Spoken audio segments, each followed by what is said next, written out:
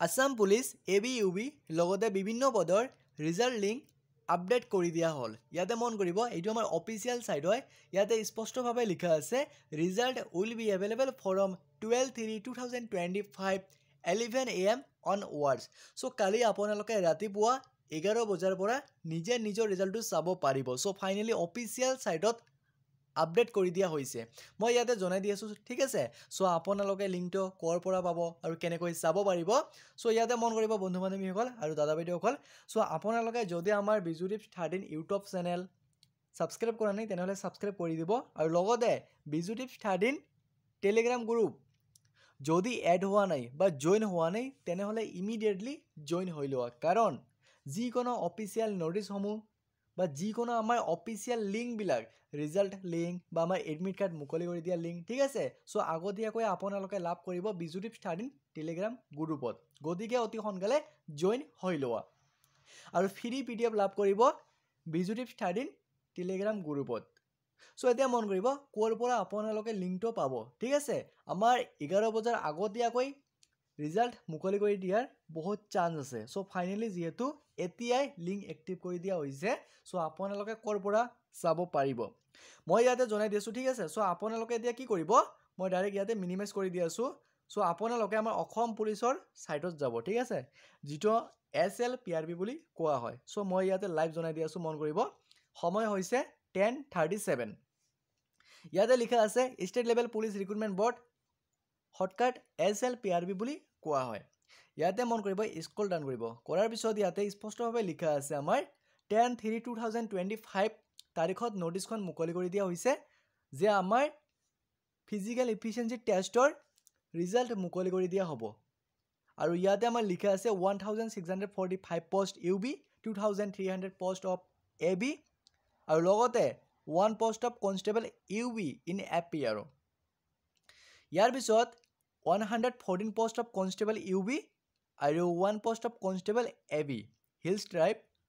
আৰু ইয়াৰ পিছত লিখা আছে 58 post of boatmen in Assam police, 204 post of constable of police communication, 2 post of constable carpenter in APR, 262 post of constable communication, 3 post of constable carpenter in APR, 1 post of sub officer and 39 post off emergency research.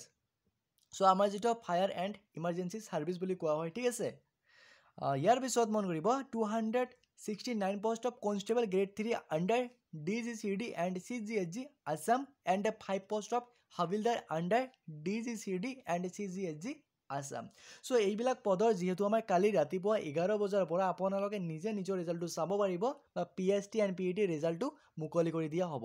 So finally ইয়াতে মন কৰিব ইয়াতে আমাৰ এটা link active কৰি দিয়া নাই ঠিক আছে। ইয়াতে অকল নোটিছ লিখা আছে, মন কৰিব লিংকটো কৰ পৰা পাব বা কত এক্টিভ কৰি দিয়া হৈছে মই ইয়াতে লাইভ জনাই দি আছো, মন কৰিব।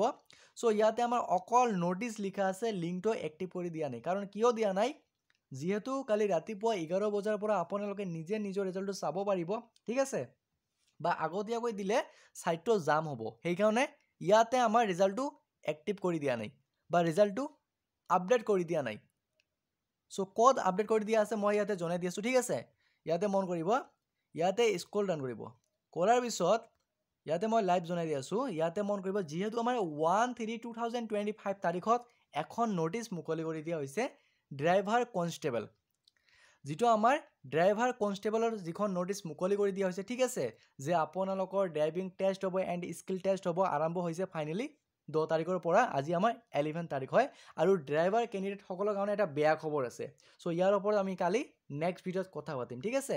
বহুত এটা বেয়া খবৰ আছে আৰু ইয়াৰ কিবা সমাধান আছে নে নাই ইয়াৰ ওপৰত আমি কালি নেক্সট ভিডিঅ'ত কথা পাতিম। সো ইয়াতে মন কৰিব যেহেতু আমাৰ 654 পদ আছিল ড্ৰাইভাৰ কনষ্টেবল আৰু লগতে 3 post of constable driver. So যেহেতু আমাৰ অকল ড্ৰাইভাৰ ভেকেঞ্চি ঠিক আছে, আপোনালোকে চাব অফিচিয়েল সাইটত গৈ যে যিখন আমাৰ নোটিছ মুকলি কৰি দিয়া হৈছে 1/3/2025 তাৰিখত অকল আমাৰ ড্ৰাইভাৰ ভেকেঞ্চিৰ কাৰণে।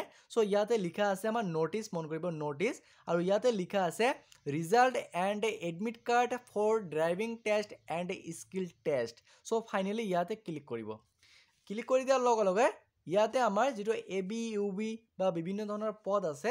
সো কালিৰ পৰা যেহেতু আমাৰ ৰিজাল্ট মুকলি কৰি দিয়া হ'ব সো ফাইনালি এই লিংকটো আমাৰ ইয়াতে এক্টিভ কৰি দিয়া হৈছে ইয়াতে মন কৰিব সো ফাইনালি আহিছে ইয়াতে apcap.result.apcap.in ইয়াতে স্পষ্টভাৱে লিখা আছে যে result will be available from 12/3/2025 11 AM onwards so আপোনালোকে কালি যেহেতু আমাৰ 12 মাৰ্চ হয় কালি আমাৰ 12 তাৰিখ হয় ঠিক আছে কালি আপোনালোকে ৰাতিপুৱা 11 বজাৰ পৰা নিজে নিজৰ ৰিজাল্টটো চাব পাৰিব সো ফাইনালি আপডেট কৰি দিয়া হৈছে আৰু কিবা যদি ক'বলগীয়া থাকে তেনেহলে কমেন্ট কৰি জনাব লগতে ড্ৰাইভাৰ কেণ্ডিডেট সকলৰ কাৰণে এটা বেয়া খবৰ আছে যিসকলে ইন্টাৰভিউটো এতিয়াও হোৱা নাই বা যিসকলে এডমিট কাৰ্ডখন ডাউনলোড কৰিব পৰা নাই সো আপোনালোকৰ কাৰণে এটা বেয়া খবৰ আছে সো আমি কালি নেক্সট ভিডিঅ'ত কথা পাতিম আৰু কিবা যদি ক'বলগীয়া থাকে তেনেহলে কমেন্ট কৰি জনাব সো আজিৰ কাৰণে এইটো আছিল এটা গুৰুত্বপূৰ্ণ ভিডিঅ'টো যদি ভাল পালে তেনেহলে সকলো বন্ধু বান্ধৱীকে শ্বেয়াৰ কৰিব লগতে চেনেলটো সাপোৰ্ট সাবস্ক্ৰাইব এণ্ড ফলো কৰিব নাপাহৰিব জয় অসম